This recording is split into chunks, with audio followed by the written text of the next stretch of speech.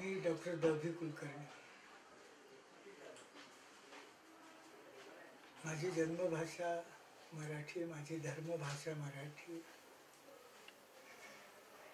माझी मातृभाषा पितृभाषा मराठी, माझी कर्मभाषा सुद्धा मराठी. कारण आयुष्यभर मराठी शिकवत आलो, आयुष्यभर मराठी शिकत आलो आणि अगदी KG पासून PG पर्यंत, IAS पासून MFA पर्यंत सर्व वर्गांच्या विद्यार्थ्यांना अधिकृतपणे कमीत कमी 60 वर्ष मराठी शिकवत आहे. मराठीने माझ्यावर केवढे उपकार केले, मला पोचलं, मला प्रतिष्ठा दिली, मला मुख्य म्हणजे जीवनाचं भान आणि ज्ञान दिलं. त्या मराठीचे उपकार मी तरी कुठल्याही शब्दात सांगू शकत नाही. उलट मराठीचा मी जेव्हा विचार करतो तेव्हा मराठी भाषा हा एक चमत्कार आहे असं मला वाटतं. कोणत्या अर्थाने? एखादी भाषा पंडितांच्या आश्रयाने वाढते, विद्वानांच्या आश्रयाने तिला प्रतिष्ठा मिळते, तिचा प्रसार होतो. दुसरी एखादी भाषा ही सत्तेच्या आश्रयाने वाढते, राजाश्रय असतो. राजा म्हणतो की या भाषेत तुम्ही बोललं पाहिजे, या भाषेत ग्रंथ लिहिले पाहिजे, या भाषेमध्ये सगळा राजव्यवहार झाला पाहिजे. मराठी ही अशी भाषा आहे की ती पंडितांच्या आश्रयाने वाढलेली नाही. मराठी ही अशी भाषा आहे की ती राजाश्रयाने वाढलेली नाही, ती लोकाश्रयाने वाढलेली आहे. सामान्य माणसाची ती भाषा आहे, ती लोकांनी लोकांसाठी निर्माण केलेली भाषा आहे. हो, मधून मधून तिला राजाश्रय मिळाला.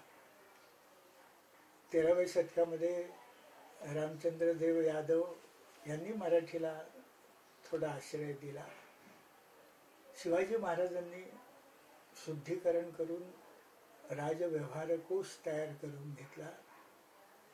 आधुनिक काळातलं उदाहरण यशवंतराव चव्हाणांनी राजाश्रय दिला. पण हे अपवाद आहेत. हजारो वर्षापासूनची परंपरा असलेली मराठी भाषा ही समाजाने पोसलेली आहे, समाजाने घडवलेली आहे. तिचा अभिमान जर प्रत्येक मराठी माणसाला वाटला तर त्याच्यात काहीच आश्चर्य नाही.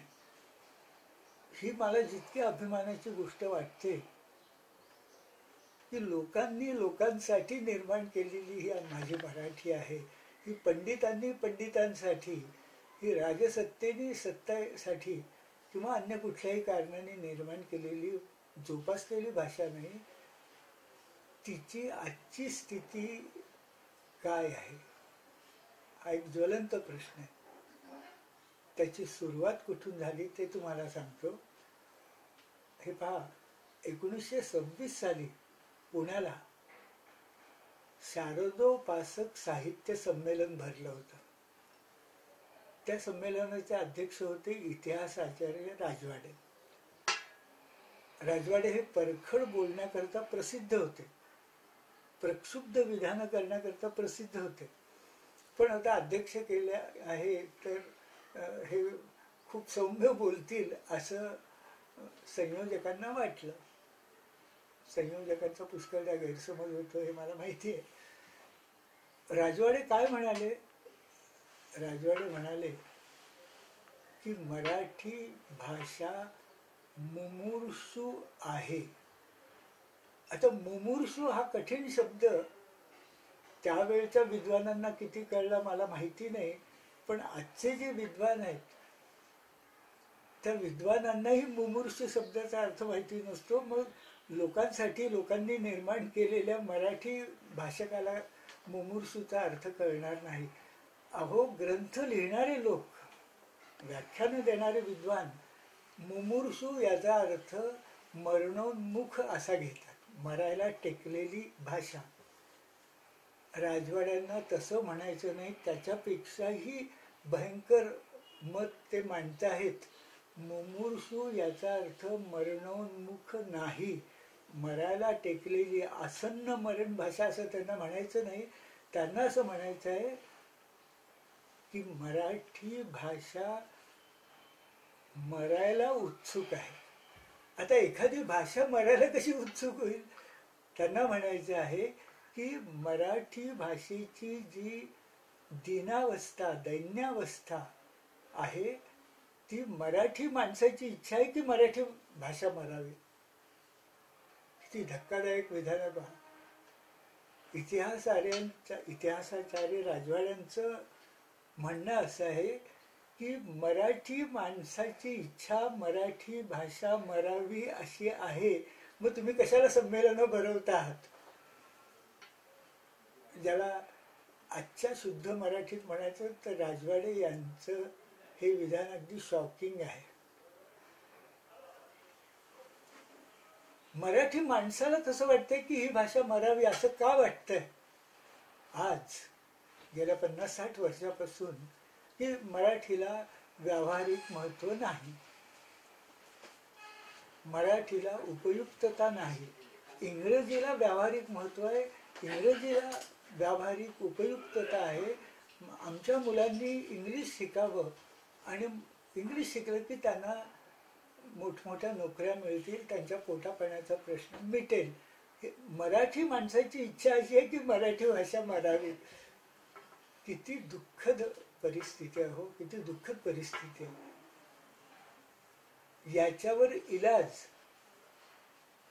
पहिलीपासून मराठी शिकवा, सर्व विद्याशाखांमध्ये मराठी अनिवार्य करा, मराठीचे कोश तयार करा, इतर भाषातील साहित्य मराठीत भाषांतरित करा. हे इलाज योग्य आहे पण अत्यंत अपुरे. ज्या मराठी भाषकाला असं वाटतं की माझी मराठी भाषा मरावी आणि मी हिंदी व्हावं, म्हणजे हिंदी भाषक व्हावं, किंवा मी इंग्रजी भाषक होऊन जावं, म्हणतातच ना मुलं की मम्मा डॅडी तुम्ही मला इंग्लिश शिकायला सांगता, तुम्ही माझ्याशी इंग्लिश बोला. घरी जर आपण नेहमी इंग्लिश बोलत राहिलो, ही कोणती मराठी भाषा ती जर आपण सोडून दिली तर किती छान होईल. ही वस्तुस्थिती.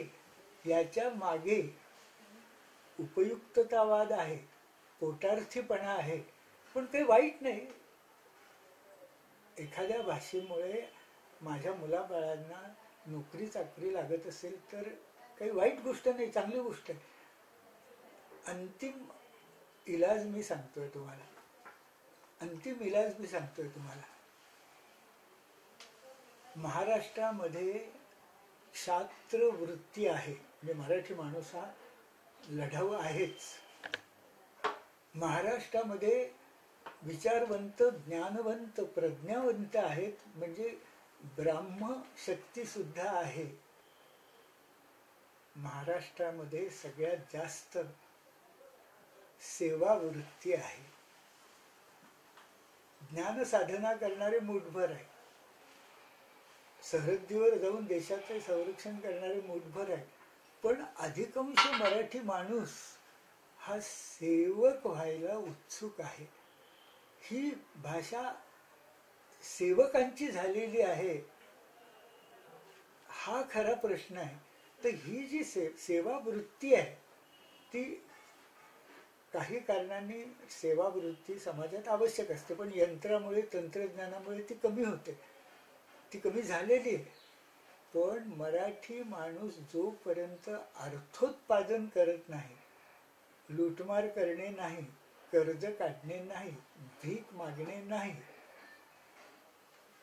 मराठी माणूस जोपर्यंत अर्थाचं म्हणजे पैशाचं उत्पादन करत नाही. अहो, इंग्रजी भाषेला महत्व काम आलेलं आहे, ती काही महान भाषा आहे म्हणून. रोमन लिपी ही अत्यंत सदोष लिपी आहे, हे बर्नार्ड शॉने दाखवून दिलं आहे. आणि त्याकरता त्यांनी एक निधी ठेवला की रोमन लिपीमध्ये सुधारणा करण्याकरता हा निधी वापरावा. का इंग्लिशचं महत्व प्रस्थापित झालं? तर इंग्लिश माणसं व्यापारी होती, व्यापार करण्यासाठी ती भारतात आली. व्यापार नीट करता यावा म्हणून त्यांनी तागडीनंतर हातामध्ये तलवार घेतली, सत्ता मिळवली. अर्ध्या जगावर इंग्रजांनी राज्य केलं म्हणून इंग्लिश भाषा जागतिक महत्त्वाची ठरलेली आहे. मग मराठी भाषेचं महत्त्व वाढवायचं असेल तर मराठी माणसांनी सेवा वृत्तीचा त्याग करून की मी शिकल्यावर मला नोकरी मिळाली पाहिजे, 10 ते 5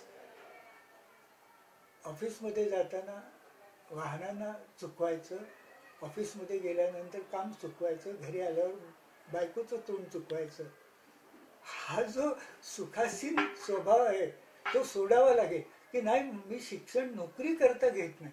अर्थोत्पादन करणे म्हणजे या समाजामध्ये उत्पादन शक्ती वाढवणे, अर्थसत्ता. मराठी माणूस जोपर्यंत आपल्या हातात घेत नाही, तशी वृत्ती बाळगत नाही, तोपर्यंत सोपा मार्ग म्हणून तो म्हणणारच की इंग्लिश शिकलं की माझ्या मुलांना नोकरी लागते, मी त्यांना इंग्लिश शिकवून मी त्यांना मराठी शिकवणार नाही. भांडवल निर्माण करणे, इतरांना मी नोकरी देईन, सेवक ठेवीन, असं काम मी करणे, ही वृत्ती मराठी समाजामध्ये प्रारंभापासून नव्हती. यादव काळात सुद्धा महाराष्ट्राचा व्यापार हा कन्नडी वाणी समाजाच्या हातात होता. त्याच्यानंतर तो व्यापार अरबी मुसलमान व्यापाऱ्यांच्या हातात गेला आणि आज तो कोणाच्या हातात आहे? सिंधी, मारवाडी आणि अन्य समाज उत्साहाने करतात. मराठी माणसाला असं वाटत नाही. अर्थोत्पादनाची साधनं निर्माण करणे, समाज समृद्ध केला की जो इंग्रज समृद्ध होते सत्तेच्या, व्यापाराच्या, पैशाच्या दृष्टीने, म्हणून लोक इंग्लिश शिकायला लागले. मराठी माणसाची मनोवृत्ती बदलल्याशिवाय मराठीचं भलं होणार नाही. ही जाणीव समाजात निर्माण करणे, मराठी समाजामध्ये अस्मिता, आत्मभान, आत्मविश्वास निर्माण करणे, याकरता स्वायत्त मराठी विद्यापीठाची आज स्थापना होत आहे. म्हणजे आम्ही काही रोज इथे संशोधकांना म्हणणार नाही की तू व्यापार कर, तू अर्थोत्पादन कर. मराठी भाषा इतकी समृद्ध आहे की त्याचा आत्मविश्वास वाढेल की माझ्या भाषेमध्ये असे ग्रंथ निर्माण झालेत. हे ग्रंथ इतर भाषांमध्ये गेले पाहिजेत. इतर भाषांमधलं साहित्य आपल्या भाषेमध्ये आणणं हा एकतर्फी मार्ग झाला. उलट मराठीमध्ये असं साहित्य आहे, जागतिक पातळीवरचं साहित्य आहे की ते मराठी साहित्य जर चिनी, जपानी, रशियन, जर्मन, इंग्लिश इत्यादी भाषांमध्ये गेलं तर ते म्हणतील की अरे वा, मराठी ही जगातली एक महत्त्वाची भाषा आहे, आम्ही ती शिकली पाहिजे. म्हणजे कोण शिकवणार? तर ज्यांची मातृभाषा आहे ते. मग आणखी कोणते ग्रंथ आहे ते आम्हाला भाषांतरित करायचे, ते कोण सांगणार? इथले भाषांतरकार सांगतील. अशा रीतीने मराठीला जागतिक प्रतिष्ठा मिळवून देणे. आणि शेवटचं सांगतोय की हे विद्यापीठ मराठीच्या संदर्भात भाषा, साहित्य, इतिहास, भूगोल, संस्कृती संशोधन करणार आहे. जे करत आहेत त्यांना मदत करणार आहे. पण अंतिम उद्देश या विद्यापीठाचा हा आहे की मराठी विद्वत्ता नावाची स्वतंत्र ज्ञान शाखा आम्हाला निर्माण करायची. जशी संस्कृत आंतरराष्ट्रीय महत्व आहे, प्राच्यविद्या महत्व आहे, उत्खनन शास्त्र आहे, तर मराठी विद्या नावाची एक स्वतंत्र ज्ञानशाखा जगात निर्माण व्हावी.